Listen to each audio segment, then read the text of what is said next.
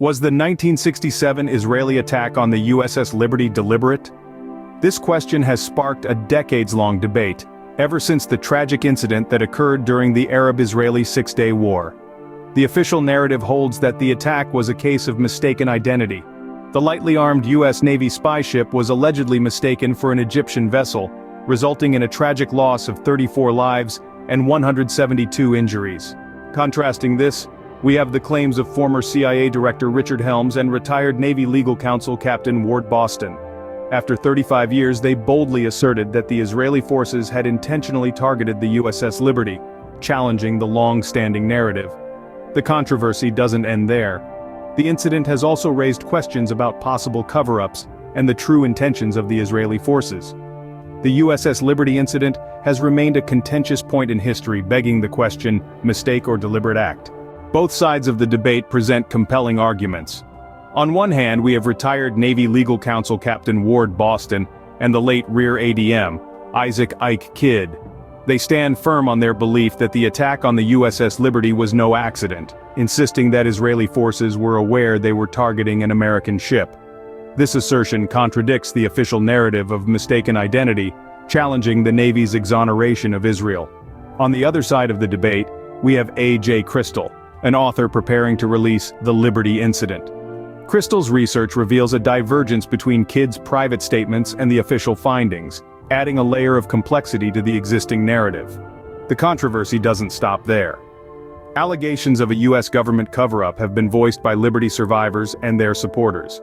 They claim there was an intentional omission of crucial crew testimonies, further muddying the waters of this historical event.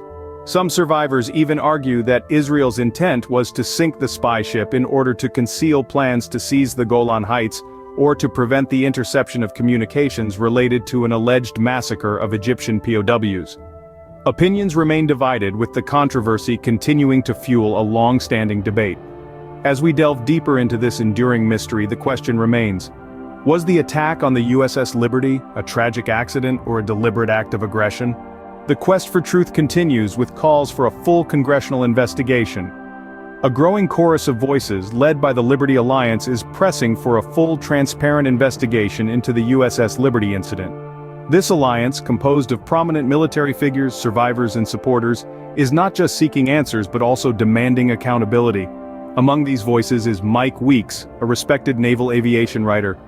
Weeks is not just advocating for an investigation but for the declassification of all remaining information concerning the Liberty.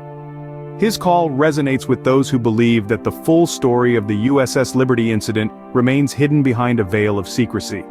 Weeks' advocacy highlights the need for transparency in addressing historical events, especially those of such significant magnitude. The call for declassification is not merely about revealing information. It's about providing a more comprehensive, unfiltered understanding of the incident. It's about giving the public access to the details that could potentially resolve the long-standing debate. Was it a deliberate attack or a tragic case of mistaken identity? This demand for transparency is not just about the past. It's about the present and the future. It's about justice, accountability, and the pursuit of truth. It's about ensuring that history is not just written by the victors but validated by the facts. The need for transparency is more pressing than ever, as the question persists. Was it a deliberate attack or a tragic case of mistaken identity? Despite 10 U.S. investigations, the truth remains elusive. This enduring enigma of the USS Liberty attack continues to captivate and divide opinions. On one hand, we have assertive voices, like those of former CIA Director Richard Helms and retired Navy legal counsel Captain Ward Boston, who argue that the Israeli forces knowingly targeted the Liberty. On the other hand, we have counter-narratives like that of author A.J. Crystal, suggesting a case of mistaken identity. The controversy doesn't end there. Accusations of a U.S. government cover-up add another layer to this already complex puzzle. The recent call for a full congressional investigation by the Liberty Alliance, including prominent military figures, underscores the contemporary relevance of this 6-decade-old incident. So the question persists: should Congress reopen the investigation into the 1967 Israeli attack on the USS Liberty?